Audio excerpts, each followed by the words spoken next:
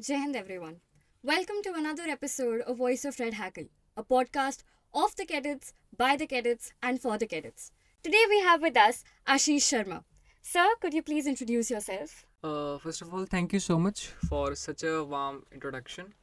And first of all, I would like to thank the NCC and especially you guys because I'm very happy to be with Carrots. Last time 2021 में NCC cadets के साथ कुछ interaction हुआ था. तो जब भी बीच बीच में एक दो बार एनजी में भी मैं गया हूँ तो दिस खाकी uniform is something that was my first uniform that I ever वोर. तो it is always amazing to be with Carrots and this initiative of Red Heckle and whatever initiative the NCC is taking, I'm very grateful कि इससे जो holistic development की जो NCC की जो approach है कि हमारे कंट्री के जो यूथ है इसका डेवलपमेंट होना चाहिए, उसके लिए एक बहुत ही अच्छी नींव रखी गई है. And talking about me, so I am Ashish Sharma and currently I am pursuing my bachelors from Aryabhatta college, Delhi University, and I'm an ex NCC cadet. In 2021 I passed my B certificate and I'm ex NDA cadet too. I was from Delta Squadron 149 course and I got boarded out due to an injury which I sustained during training. So this is all about me and you can proceed. Thank you, sir. Sir, as you mentioned that you did not clear the ND attempt in the first three attempts. So, how did you improve upon it and what was your SSB experience like? सो या first three attempts, एक attempt जो मेरा class 12th के साथ था, जब 12th के board exams होते हैं, अप्रैल अटैम्प्ट. एंड उससे पहले एक अटैम्प्ट मैंने दिया था जब 12th, that was on peak of Covid. ठीक है, इट वाज फॉर दो एग्जाम्स एक साथ हुए थे, 144 एंड 145 एंड 146 कोर्स के लिए. दैट अटैम्प्ट 147 एंड 148 तीन अटैम्प्ट मैंने दिए थे. Talking about very first attempt, तो I was not at all prepare, है ना. वो तो बस जो फ्लो में की बात होती है 12th के साथ साथ. एंड जो मेरा ग्रेजुएशन, जो मेरा बोर्ड एग्ज़ाम्स के बाद वाला अटैम्प्ट था, उसके लिए आई प्रिपेयर्ड, बट जो मेरी अप्रोच थी वो बहुत ज़्यादा ख़राब थी. बिकॉज मेरा फोकस था कि मैं सारा सिलेबस कवर करूँ और मैं 12th के साथ भी था और मैं एनसीसी में भी था. तो कहीं ना कहीं मेरा टाइम मैनेजमेंट में कमी हुई और कहीं ना कहीं मेरी अप्रोच ख़राब थी. Third attempt, it was a pretty good attempt. Third attempt I had done very good in mathematics. उस टाइम का जो मैथ्स का पेपर था वो बहुत टफ आया था, बट मेरे लिए वो ईजी था because I was good at maths. लेकिन जो मेरी वीकनेस थी वो थी जीएटी पोर्शन की. तो वहाँ मेरा जो हाथ था वो डगमगाता था. एंड उस टाइम तक मैं फर्स्ट ईयर में भी आ चुका था, तो अभी मेरा ग्रेजुएशन भी थी और कोविड चल रहा था, तो वहाँ पे ग्रेजुएशन भी लेट चल रही थी, उसके सेमेस्टर एग्जाम्स नहीं हुए थे. Then fourth and last attempt, तो यार जो अप्रोच चेंज हुई थी, एक तो पहले एक रीज़न होता है ना, एक मोटिवेशन आ जाती है कि अब पता चल गया था कि भाई 3 अटैम्प्ट तो जा चुके हैं, अब लास्ट बचा है. अब अगर ये भी नहीं होगा तो फिर जो एंड जाने का जो छठी क्लास 6 क्लास से देख रखा था तो वो ख़त्म हो जाएगा. एक वो रीज़न हिट करता है. दूसरा अप्रोच चेंज हुई और टाइम मैनेजमेंट बेटर किया.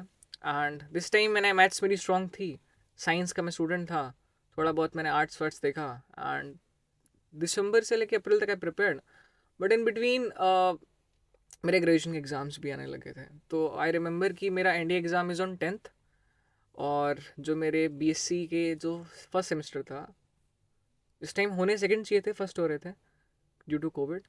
तो it was on 9th 11th. ठीक है, तो अब एक दिन मैं मथुरा में पेपर दे रहा हूँ ग्रेजुएशन का, फिर सुबह में निकल, शाम को मैं निकल रहा हूँ, फिर एनडी का पेपर देने जा रहा हूँ, फिर अगले दिन वहाँ से आकर मैं दोबारा अपने ग्रेजुएशन का पेपर देने जा रहा हूँ. तो हाँ, थोड़ी सी इशू हुई थे मैनेजमेंट में, but over the period of time it was fine. तो ग्रेजुएशन में भी आई स्कोर समथिंग उस टाइम पर 7 पॉइंटर. एंड पॉइंटर ये हम थोड़ा अकेडमी में यूज़ करते हैं. एंड मेरा एनडी भी रिटर्न क्लियर हो गया था. And I was very confident कि मेरा इस बार निकल रहा है कि 9 तारीख को ही मैंने एक ऑनलाइन बैच ले लिया था एसएसबी का कि मेरा तो हो रहा है, मैं एसएसबी स्टार्ट करता हूँ. ठीक है, सो अगले दिन आते ही मैंने अपना एसएसबी पेपर स्टार्ट कर दिया. तो this was for my return part. And talking about my SSB, तो ये बात मेरे को दिसंबर में समझ में आ गई थी कि अभी लास्ट अटैम्प्ट है. तो ऐसा नहीं करते हैं कि एक साथ ही सब कुछ स्टार्ट करते हैं ना, मतलब पहले रिटर्न करूँ फिर उसके बाद कुछ करूँ. मुझे लगा था कि सब कुछ स्टार्ट करता है. तो the first thing that I started for my SSB was कि मेरे को अपने कम्युनिकेशन पे काम करना है ना, क्योंकि मुझे पता था बहुत बड़ा रोल प्ले करता है. और उसके लिए मैंने एक काम किया कि मेरा छोटा सा फ़ोन था, उसमें वीडियो रिकॉर्ड करना स्टार्ट किया. मैंने टॉपिक पढ़ना है, पूरा उसको डिटेल में पढ़ना है, एक वीडियो रिकॉर्ड करनी है, उसको यूट्यूब अपलोड कर देनी है. ठीक है, तो आई रिमेंबर कि जो मेरी पहली वीडियो थी वो थी इशू था इसराइल पैलेस्तीन का, आई गेस. उस टाइम वो इशू थोड़ा स्प्लिट हो रहा था, तब उसके यार मैंने अपनी पहली वीडियो निकाली थी. And from December to my SSB, around I posted 100 videos. And those 100 videos with the base of communication that I am having right now, और जो भी मेरा कॉन्फिडेंस जो डेवलप हुआ वहाँ से डेवलप हुआ. तो मैंने जब 100 वीडियो बना के ख़त्म कर दिए, तो जब मैंने पहले वीडियो से उसको कंपेयर किया, it was a great progress.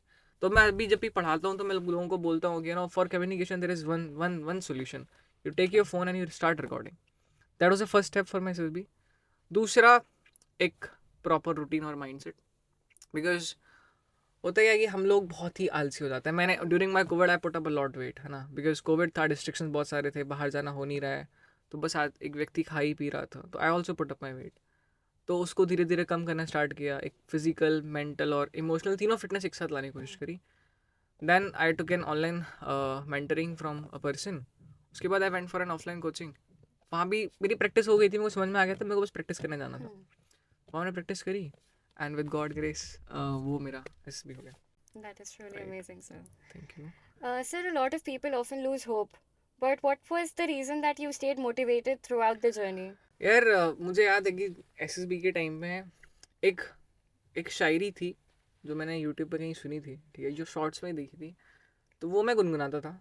Yes, sir. और वो मैं मतलब खुद ही नहीं गुनगुनाता था, मेरा पूरा जो बैच था जो SSB का रिपोर्टिंग किया था, आई रिमेंबर कॉन्फ्रेंस से पहले, कॉन्फ्रेंस के रिजल्ट से पहले मैंने सारे लोग इकट्ठे किए हैं, ठीक है, मेरे वाले और जो नए स्क्रीनिंग रिपोर्ट किए थे, और सबको इकट्ठा करके मैंने उनको बोला कि क्यों डरें, क्या होगा ज़िंदगी में, अगर कुछ नहीं होगा तो तजुर्बा होगा.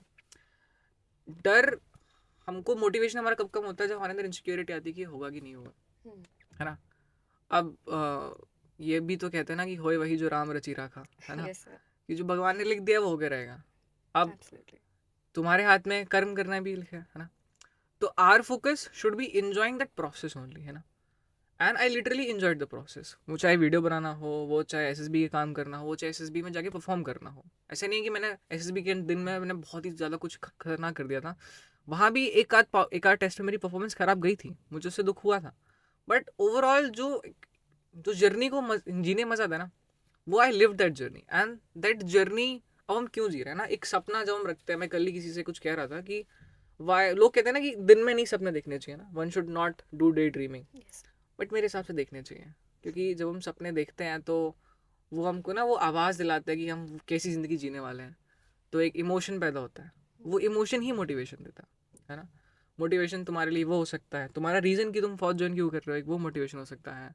पेरेंट्स की खुशी मोटिवेशन हो सकती है. Yes. कि जब तुम रिकमेंड हो जाओ, विल कॉल योर फादर कि आई गॉट रिकमेंड, ठीक है, Yes. they will say यार गुड, ठीक है. तो that movement, these movements, you know, to live these movements is a sort of motivation.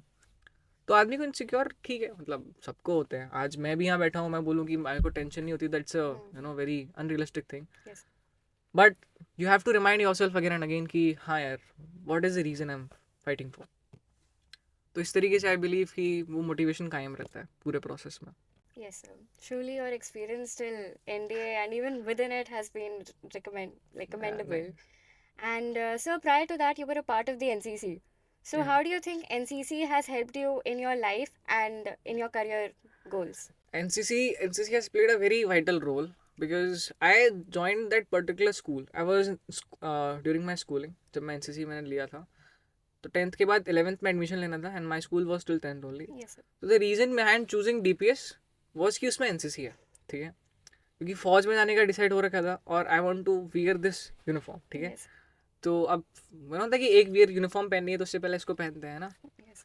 तो I want to live those moments. तो for that I took NCC, for that I took admission that particular school. फिर उसके बाद मैंने NCC में admission लिया, enrolment हुआ, and I am very much inspired by my ANO, ठीक है, because he was the first person जिसको मैंने बहुत ही पर्सनल लेवल पे ऑब्जर्व किया है, and who is having OLQs, है ना, who is a responsible leader, and उसको मैंने पर्सनल ऑब्जर्व किया है. और जब होता है ना हमारे आसपास बोलते हैं ना company, you are the average of 5 people Yes. You live with. तो जब मैंने अपने ANO को ऑब्जर्व करना स्टार्ट किया तो धीरे धीरे ना उनकी क्वालिटीज इम्बाइब करने की कोशिश करता था, ठीक है, और वो मेरे को नहीं मिल पाती अगर मैं NCC ज्वाइन नहीं करता. Secondly, the proud of wearing uniform is the motivation, ठीक है. थर्डली, NCC ने थोड़ा ढांचा सुधार दिया था ना, बोलते ना कि ढीला है, वो ढीलापन सुधर जाता है. आई रिमेंबर जब मेरे को कॉर्पोरल की रैंक मिली थी उस टाइम हमारे में 2 साल का था, है ना? तो Yes. कॉपल की रैंक मेरे को मिली, तो और कोई सीनियर था नहीं, मैं और एक कॉपल और बनाया था। तो कोविड जैसे ही खुला था, तो उस टाइम तो ऑनलाइन क्लासेस चलती थी, तो on the basis of online class मेरे को कॉपल बना दिया था, ठीक है? अब जब ग्राउंड पे गए, तो अब 50 बच्चे हैं, पहली बार मैं उनको कमांड कर रहा हूँ, तो मेरे से कमांड नहीं हो रहा था, ठीक है? Yes, to be sir. Honest, मेरे से कमांड नहीं हो रहा था। मैं उनको कुछ बोल रहा हूँ, स्वच्छ भारत अभियान चल रहा था, आप लोगों ने भी किया होगा, है ना? Yes, sir. सुना होगा। तो मैं उनको कुछ बोल रहा हूँ, मेरी बात नहीं सुन रहे। उस दिन I feel very demotivate, my एनो टोल्ड मी कि यार यू आर वेरी, ढीला है भाई तू बहुत, Yes, है sir. ना? You need a command. तो अब वो जो कमांड आज मैं कर लेता हूँ, by the end of second year में करना सीख गया था। तो that development in the leadership too, that was also the help of NCC. Thirdly, कपड़े पहनना, है ना? क्योंकि पहले आयरन करते हैं हम, शू पॉलिश करते हैं, ग्रूम्ड रहते हैं। All these is the part of that NCC has given. और बहुत सारे अच्छे अच्छे एक्सपीरियंसेस रहे हैं। एक आई रिमेंबर एन इंसिडेंट, अगर उसके अंदर हमारा कैंप जा रहा था, और कैंप से पहले वो मेडिकल डॉक्यूमेंट सबमिट करने होते हैं। तो सेकेंड ईयर का कैंप था, एंड डॉक्यूमेंट सब लोगों के आए नहीं थे, है ना? कुछ लोगों के एग्ज़ाम चल रहे थे, और वो बहुत ही शॉर्ट नोटिस में मिला था, तो लोगों के डॉक्टर के साइन नहीं हो रहे थे। तो मैं सुबह, मैंने I made a plan for the day कि मैं जाता हूँ 8 बजे, I will submit my documents, सबके डॉक्यूमेंट सबमिट करा के will come back, I will study, ठीक है? बोर्ड्स एग्जाम आने वाले थे। Yes. This was my plan. लेकिन जब मैं गया, तो only I was the one, ठीक है? कोई नहीं आया हुआ था अभी। फिर 2-3 कैरेट्स और आते हैं, एंड फिर हमें बोला कि इन सब की कॉपी बनाओ, उसमें फ़ोटो वोटो करके कुछ था, फॉर्मेलिटीज़ थी।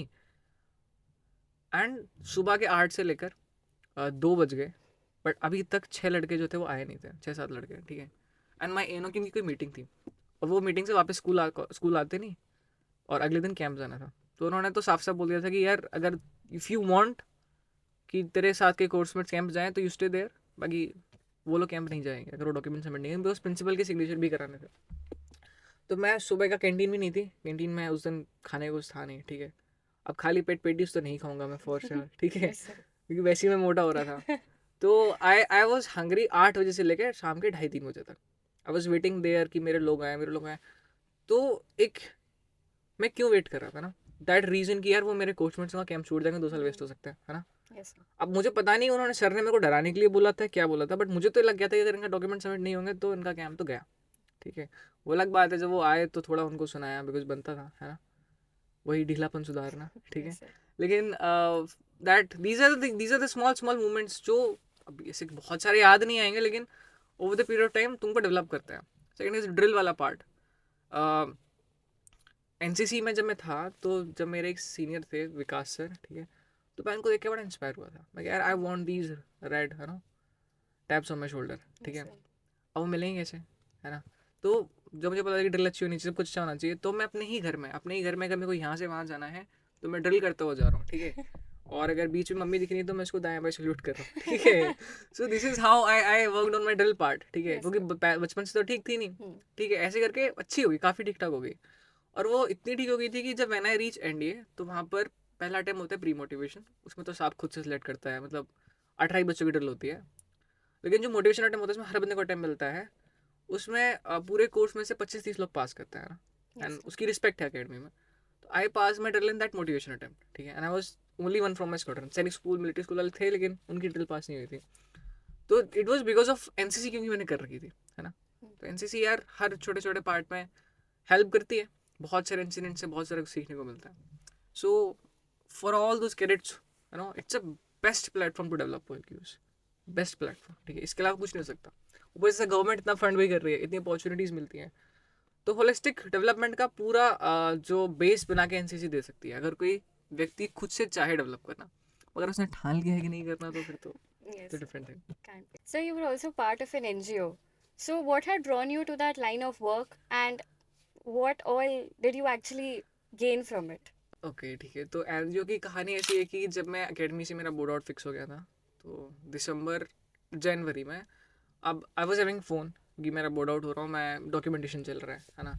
अब मैं अकेडमी की नॉर्मल एक्टिविटीज़ में तो पार्टिसिपेट नहीं कर रहा हूँ, and something is needed to distract this mind, because every day my coursemates are going for run, they are coming and they are doing the daggers वाली जोश पुशअप्स। Yes, sir. तब वो तुम बैठे हुए हो, तुमको आवाज़ में सुनाई दे रहा है ना? एक तो वो हिट करता था। अब कुछ तो डिस्ट्रैक्शन के लिए चाहिए, तो मैं फ़ोन चलाता था, है ना? तो बहुत ही ज़्यादा फ़ोन चलाता था उस टाइम पे। तो I was scrolling through Instagram, तो वन ऑफ माई फ्रेंड, उसकी स्टोरी पे मैंने, मथुरा से ही थे वो, उनकी स्टोरी पे मैंने देखा कि she is working in an NGO, ठीक है, जो कि बच्चों के चाइल्ड सेक्सुअल अब्यूज पे काम करता है। तो मुझे वो फोटो देख के बड़ा अच्छा लगा कि उसमें बच्चे हंस रहे थे and she was teaching them. मैं कहा, यार ये मथुरा में अगर है तो आई शुड टेक पार्ट। तो फिर मैंने उनसे बात इनिशिएट करी and I join that NGO. And that NGO से वी ऑल आर अवेयर कि चाइल्ड सेक्सुअल अब्यूज होती है ना। Yes, sir. हमको पता है होती है, बहुत ज़्यादा लेवल पर होती है। कोविड के टाइम में बच्चों के संग सेक्सुअल अब्यूज ज़्यादा बढ़ गया था, और घर के ही आसपास के जानकारी वाले लोग करते हैं, हम Yes, सबको sir. पता है।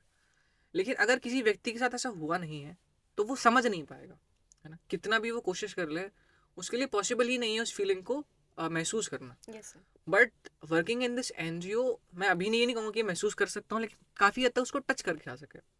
मैं पहले डेलिकेट टॉपिक्स जो बड़ी सॉफ्ट टॉपिक होते हैं ना, sexual abuse, adolescence, sex education, इसके ऊपर बात नहीं कर पाता था, कतराता था। बट उस एनजीओ में काम करने से इन सारी चीज़ों पर मेरी एक बेटर अंडरस्टैंडिंग बनी है। और जब वो छोटे छोटे बच्चों को जब हम पढ़ाने जाते हैं, है ना, तो 2 दिन का हमारी वर्कशॉप होती थी। एंड मैंने, पता नहीं नंबर याद नहीं मुझे कितनी वर्कशॉप्स ली। अब उसका रिजल्ट आता है ना। मुझे पहले लगता था कि पता नहीं रिजल्ट आएगा कि नहीं आएगा, लेकिन जब मैं पढ़ाता हूँ, आई रिमेंबर कि एक बच्चा मेरे घर के सामने निकल रहा था, मुझे बोलता, भैया आप वही हो ना जो आए थे। मैंने कहा हाँ। कहते, तुमको याद है? बोलता, भैया मेरे को सब याद है। आई टुक माई फोन, उसकी रिकॉर्डिंग करी। उसको एवरीथिंग वर्ड टू वर्ड रटी हुई थी कि what is bad, what is unsafe touch, what is safe touch, है ना, everything, what are emergency numbers. तो अगर एक बच्चे को पता है और उसको ज़रूरत पड़ी तो उसका लॉन्ग टर्म में फ़ायदा होगा। और दूसरा, मेरे ऐसे मैंने I have never experience, but हमारे एनजीओ में ही, मथुरा में ही, बहुत सारे ऐसी स्टोरीज थी, बहुत सारे लोगों की कहानियाँ सामने आई कि उनके संग हो रहा था। Then we took action over it. और जब बच्चे, जब 2 दिन के बाद जब वर्कशॉप खत्म होती है तो दे गिव यू कार्ड्स, ठीक है, और वो जो इतने प्यारे प्यारे कार्ड्स होते हैं ना, it's a different experience. Yes. वो मतलब नहीं मिल सकता है ना। तो एक टीचर का भी एक रोल तुमने प्ले कर दिया है ना, तुमने कुछ सिखा दिया, एक मेंटर का भी रोल प्ले कर दिया, और बड़े भाई का भी रोल प्ले कर दिया, और वो कार्ड्स अभी मेरे पास रखे हुए हैं। तो they are the very good earnings of life. Yes, sir. This was my NGO वाली स्टोरी। Sir, as you mentioned that you were as a mentor to those in the NGO, you're also known for being an SSB mentor. So do you? I am not known for it, but I am doing it. Yes, sir, but you're good at it, is what I mean to say. ठीक है। So, sir, do you think that NCC is in any manner helping the youth in preparing for SSB or any examination? या NCC is sure should helping people, because मैं SSB की उस चीज़ पे believe नहीं करता कि बहुत ही जो कन्वेंशनल तरीके से प्रिपरेशन होती है कि टीएटी पढ़ी, याद करा दी, 15-20 सॉल्व करा दी। मेरा जो बेस होल मेरा मानना ये है कि एक व्यक्ति को ना अपने ऊपर ओवरऑल काम करना चाहिए।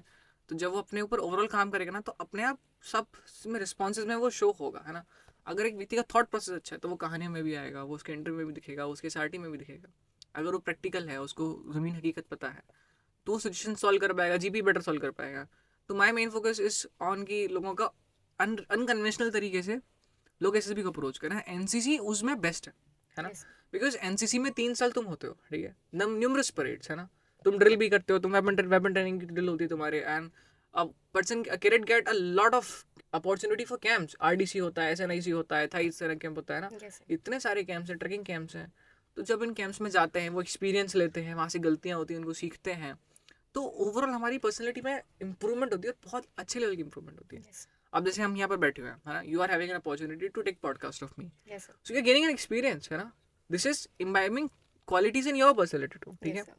पीपल आर सिटिंग जो बैक स्टेज पर है, बैक एंड में है, वो they are working on the technical details, है ना। तो again they are getting that stage जहाँ पर उनकी स्किल्स पे भी काम हो रहा है। Yes, sir. तो आई थिंक नाउ एनसीसी का अर्लियर था कि यूथ के अंदर लीडरशिप को डेवलप करनी है, but now they are working on the skills too, leadership too, knowledge too. बट साथ साथ मैं भी कहना चाहूँगा कि हमको ना थोड़ा सा बाकी चीज़ों को लाइटली नहीं लेना है, Yes, ना। sir. Give your best in NCC, but at the same time don't stop studying, Yes, ठीक है। sir. क्योंकि जब मैंने 12th में किया था एनसीसी में, इतना इन्वॉल्व हो गया था कि आई स्टॉप स्टडिंग, ठीक है। One should not do it, because पढ़ना भी उतना ही ज़रूरी हो जाता है। अगर तुम अच्छे एनसीसी कर रहे हो, लेकिन अगर तुमको नॉलेज नहीं है ना तो तुम्हारे पास, तो तुम एग्जाम्स ही नहीं क्लियर करोगे, है ना। Yes, sir. और knowledge is something that sharpens the wisdom, है ना। Knowledge is wisdom, simple. Yes, sir. तो एक एनसीसी करो, बट साथ साथ पढ़ाई भी करो, and then you are all prepare. Sir, apart from the message that you've just given to our audience, is there anything else that you would like for them to know. हाँ, मैं एक चीज़ मैं कहना चाहूँगा कि एक छोटी सी कहानी सुनाता हूँ, अपनी कहानी, है Yes, ना? sir. तो जैसे मैं थोड़ी देर पहले बात कर रहा था कि जब मेरा एसएसबी था, तो एसएसबी की डेट सिलेक्शन की मान लो आज लिंक आई है और आज डेट सिलेक्शन कर रहा हूँ। तो मैंने डेट सेलेक्ट कर लिया कि 13 to 17 अगस्त, है ना? उसके अगले दिन ही मेरा क्या आ जाता है, मेरे कॉलेज के सेकंड सेमेस्टर डेट शीट आ जाती है। एंड मेरा एसएसबी 13 से 17 है, वो हो गया 14, 16, 18, ठीक है? तो जैसे मैं रिटर्न के टाइम क्लैश कर रहा था, अगेन यहाँ पे क्लैश कर रहा था। तो पता नहीं भगवान ने क्या कुछ संदेश दे रहा था कि नहीं जाना चाहिए, ठीक है? तो उस टाइम पर अब पहले तो मैं पूछ रहा था लोगों से क्या करूँ, ठीक है? तो मैक्सिमम जो लोगों के वो थे कि यार you should give your exams, because at the end तेरा यहाँ पे 2 साल बच जाएंगे, है ना? मतलब 1 साल वेस्ट नहीं होगा। तो मेरा भी पहले मन बन गया था, बट अंदर से भी एक वो रहता था कि यार एसएसबी एक अटेम्प्ट मिला है, I should go for it. But ये भी था कि शायद टीएस से आ जाए, बट ना आए, वो अनसर्टेनिटी थी। तो I made up my mind कि मैं एसएसबी देने जा रहा हूँ। घर वालों को मैंने बोल दिया कि मैं एसएसबी देने जा रहा हूँ, ठीक है? अब जब मैं एसएसबी देने गया, तो जब मैं ट्रेन में जा रहा था, है ना, तो जहाँ तक मेरे को थॉट आया कि यार व्हाट इफ, वो जो ना था इनसिक्योरिटी, दैट व्हाट इफ यार नहीं हुआ, मेरा तो 1.5 साल भी खराब हो गया, एसएसबी भी चला गया। एंड मैं ऊपर ट्रेन के ऊपर बर्तन बैठा हूँ, ठीक है? मैं मूवी देख रहा था, नीचे वाला एक लड़का वो पढ़ रहा था, वो भी एसएसबी के लिए जा रहा था। तो यार अब मेरे को लगा कि ये तो पढ़ रहा है ठीक है, और मैं अपना एग्जाम छोड़ के एसएसबी देने जा रहा हूँ। तो यहाँ तो शायद इशू हो जाएगा ना, मेरे को अब डर बढ़ गया। फिर मैं थोड़ी देर ऐसे बाहर वॉक करके आया, ट्रेन के बाहर गेट पर खड़ा हुआ, फिर वापस आया, वो लड़का फिर पढ़ रहा था। अब मैं कहा ये लड़का मेरे को डिमोटिवेट आज करके रहेगा। फिर मैं पहुंचे, एसएसबी दिया, मैं कहा अब ठीक है, जो होगा देखा जाएगा, भाई क्यों डरे, क्या होगा। वो मैंने ट्रेन में ही वो देखा था, वो अच्छा. वहीं से वो उसको मैंने पकड़ लिया था कि Yes, ये sir. अगले 5 दिन तो मैं बोलने वाला हूँ अपने आप से, ठीक है? Around 17 August I got recommend, ठीक है? अब एक तो मैं थोड़ा झलक दिखाऊंगी, मान लो उस 17 अगस्त 2022 के आशीष से अगर तुम पूछो कि यार what that decision worth it, तो क्या बोलेगा? बोलेगा कि हाँ यार, that decision was worth it, कि मैंने अपना कॉलेज एग्जाम छोड़ दिया, मैं रिकमेंड हो गया, अब मैं अपनी ड्रीम अकेडमी एनडीए जाऊँगा, है ना? Yes, sir. अभी 2 मंथ्स डाउन द लाइन, 17 अगस्त से लेकर 17 दिसंबर, 3 मंथ्स, है ना? 17 दिसंबर को मेरिट लिस्ट आ चुकी थी, ज्वाइनिंग लेटर्स आना बंद हो चुके थे। Yes, sir. 22 तारीख से अकेडमी की ज्वाइनिंग स्टार्ट थी, 149 कोर्स की, और मेरा ज्वाइनिंग लेटर नहीं आया। 409 उसका आर्मी का आ गया था, 410 वॉज मी, मेरा नहीं आया था। मेरे बाद नेवी रैंक आ गया था, बिकॉज आर्मी की सीट्स खत्म हो गई थी, है ना? मेरे से एक रैंक पहले सीट खत्म हो गई। अब 17 अगस्त को जो आशीष बोल रहा था कि that decision was worth it, अब वही आशीष शर्मा 17 दिसंबर को क्या बोलेगा कि नहीं, you know, it was a bad decision, it was a bad decision. मेरे साल भी चला गया, एसएस भी चला गया। Then I went back to college again, उनसे पूछा कि कुछ हो सकता है। उनका बड़ा ही सार्कास्टिकल रिप्लाई, सार्काज्म वाला रिप्लाई था कि हमारे यहाँ एक फॉर्म निकलता है, उसमें आप सारे एग्ज़ाम दे सकते हो, बट ऐसे फॉर्म 3-4 साल से निकले नहीं हैं तो आप एग्ज़ाम नहीं दे सकते हो। उसके बाद फिर मेरा था कि चलो, अब उस टाइम मैंने सीयूटी भी दिया था, मैंने जेई भी दिया था, उनमें भी अच्छा स्कोर किया था, लेकिन अब मैं रिकमेंड हो गया ना, तो why should I apply for colleges? Yes, sir. This was the mistake, मैं कहूँगा कि ऐसा नहीं करना चाहिए। बट 17 अगस्त वाला आशीष शर्मा तो ये बात नहीं मानेगा, है ना? उसको लगता था अब सब सही हो गया। दिसंबर वाला बोलेगा कि नहीं करना चाहिए था। Then again 1 month down the line, है ना, मेरा ज्वाइनिंग लेटर नहीं आ रहा है। 13 जनवरी को मेरा एक कोर्समेट, है ना, वो भी बाद में अकेडमी ज्वाइन किया, बट अनफॉर्चुनेटली वो भी बोर्ड आउट हो गया ड्यू टू सम रीज़न। तो मेरे को कॉल करके बोलता है भाई चेक करना, मैं क्या कर लूँगा यार। तो शाम को मैंने चेक किया, घर पे कोई था नहीं, मैं अकेला था। एंड आप उसमें कहते हैं ना, ज्वाइनिंग आर्मी की लिंक में जब खोलते हो, तो जब आप साइड में सेक्शंस बने आते हैं, अगर तुम्हारा लेटर आ गया है तो एक सेक्शन ऐड हो जाता है ज्वाइनिंग लेटर करके, ठीक है? आप उसको खोल के देखते थे, हो नहीं रहा, नहीं था। मैंने 2-3 बार रिफ्रेश किया, बड़े sad moves and suddenly it appeared, ठीक है? Oh, that's and when I nice. Clicked over it, तो that moment, it was a good special, बड़ा ही स्पेशल मोमेंट था। रोना भी आ गया था, ठीक है? एक्सेप्ट कर, मैं मानता हूँ कि मैं उतना रफ एंड टफ आदमी हूँ, बट नहीं भाई आई एम इमोशनल, ठीक है? उसके बाद जब मैंने मम्मी को कॉल किया, मम्मी आए, और फिर ठीक है, अब 18 को जिनको रिपोर्ट करना है, 13 को लेटर आया। अब वही 17 जनवरी शाम पुणे में, है ना, मैं अपने दोस्तों से बात कर रहा हूँ कि भाई कल मैं रिपोर्ट कर रहा हूँ। अब अगेन जो आशीष शर्मा 17 दिसंबर के बोल रहा था कि that was a bad decision, you ask that Ashish Sharma again, ठीक है? ही विल से ऑन 17 जनवरी कि नहीं यार, Best it was a decision. Best decision, it was worth it, है ना? फिर अगेन 1.5 साल बाद, अगर आज 16 है ना, कल एक 17 आने वाली है, ठीक है? तो कल 17 दिसंबर को तुम आशीष शर्मा से फिर पूछो, अभी 17 जनवरी में चलते हैं, 24 में, अभी अभी बोर्ड आउट हो रहा हूँ, 10 दिन पहले पेपर साइन हुआ है ना? अब डॉक्यूमेंटेशन फंसाऊँ, पूरा ब्रेन फेड अप हो रखा है। तो you ask that Ashish Sharma again, उसको डिग्री नहीं मिल रही है अकेडमी से बिकॉज उसने एग्जाम नहीं दिए थे, अभी का एडमिशन होगा नहीं, उसको दोबारा से एडमिशन लेना पड़ेगा, हम्म, 3 साल का ड्रॉप लग जाएगा. तो that sad Ashish Sharma will say कि यार it was a worst decision, है ना. अब वही सेम डिसीजन मैंने 4 बार बदल लिया, है ना. Yes. I am not a stable person, is it. ठीक है. अब 1 साल बाद, 12 महीने बाद, दिसंबर में कल हो जाएगी 17, जो अगेन आशीष शर्मा से पूछो तो कह सकते हैं थोड़ा सा मैच्योर हो गया. अब उसको डाइसेक्ट कर लेता है कि जहाँ जहाँ उसको लग रहा है कि डिसीजन, मतलब जहाँ से एक्सटेंडेड टैग लगता है उसको मतलब लगता है कि अच्छा है ना. उस ट्रेनिंग में रहा, उसको मेमोरीज मिली, लोग मिले, तो उसके लिए वो पार्ट अच्छा है. लेकिन वो जो 3 साल वाला गैप वाला पार्ट है, वो पार्ट कहीं ना कहीं खराब है. There the message I am trying to give is to take risk, is to take decisions, है ना. People are saying good decision कैसे लेता है. एक किताब है how to take good decisions, YouTube पे वीडियो पढ़ी है. You take decision whatever you want to take. तो तुम्हारा दिल कह रहा है ना, यू टेक इट. तुम बहुत ही कैलकुलेटिव, बहुत ज़्यादा कैलकुलेट, थोड़ा बहुत कैलकुलेशन करो. इतना भी नहीं कि मैं पढ़ाई छोड़ दूंगा, बिजनेस करूंगा. होता है ना 11th क्लास में बच्चा बोल रहा है, 10th क्लास में, ऐसा भी डिसीजन ना लो. बट अगर तुम्हारा दिल कह रहा है थोड़ा सा कैलकुलेट करके, यू टेक डिसीजन. बिकॉज उसका वर्थ इट होना और ना होना is completely depending on result. अब जिसका रिजल्ट पे डिपेंडेंसी आ रही है तो डिसीजन सही गलत कैसे होता है. और अक्सर कर क्या होता है ना कि अगर हमने सपोज करो 2 रास्ते हैं, ए और बी. अगर हमने ए चूज कर लिया है तो हमारा दिल में वो 1% बोलेगा कि काश मैं बी चूज कर लेता, है ना. और अगर हमने वो बी चूज कर लिया है तो वो वही दिल जो ए चूज करना चाहता है वो बोलेगा कि यार काश मैं थोड़ा ए कर लेता, शायद वो बेटर होता, है ना. हमारे में कहावत भी है कि दूसरे के हाथ में लड्डू बड़ा दिखता है, दूसरे की grass is greener on the other side. It's a very important message, हमको पता है बट हम उतारते नहीं है. So my advice is to take decisions in your life on your own and give it a shot. होगा वो देखा जाएगा, तजुर्बा होगा, कुछ नहीं होगा तो. ठीक है. Yes, sir. This is my message. Well take risk, take calculative risk and do whatever your heart says. That's all. So that was truly a very remarkable message. Lastly, we come to our last segment, which is the rapid fire, wherein I will give you a word and you have to say the first thing that comes to your mind. Are you ready? Ready. Okay. The first word, NDA. 149 Okay. my course. Your squadron in NDA, Delta DST. for motivation attempt. Okay. Lastly, Amritkaal की NCC. इस पर थोड़ा मैं ज़्यादा बोलना चाहूँगा. Yes. अमृतकाल की NCC, हम सब ने अमृतकाल मनाया, आज़ादी का अमृत महोत्सव बनाया एंड 75 ईयर्स हम सेलिब्रेट कर रहे हैं. उसमें एनसीसी का भी बहुत ही इम्पोर्टेंट रोल हमको देखने को मिला. हमने देखा कि एनसीसी को second war of defence, second line of defence भी Yes, बोलते sir. हैं. एनसीसी ने स्वच्छ भारत अभियान में जिस लेवल पर काम किया, I don't think there is any other organisation जिसमें इतना इतना वॉलंटियरिज्म किया हो. Yes, sir. And thirdly covid के टाइम पर, you know, when people were, you know, वो लोग अपना देख रहे थे, है ना, लोग अपना पहले देख रहे थे. उस टाइम में वी द कैडेट्स, है ना, हम लोग बाहर जाकर इतना कंट्रीब्यूशन कर रहे हैं.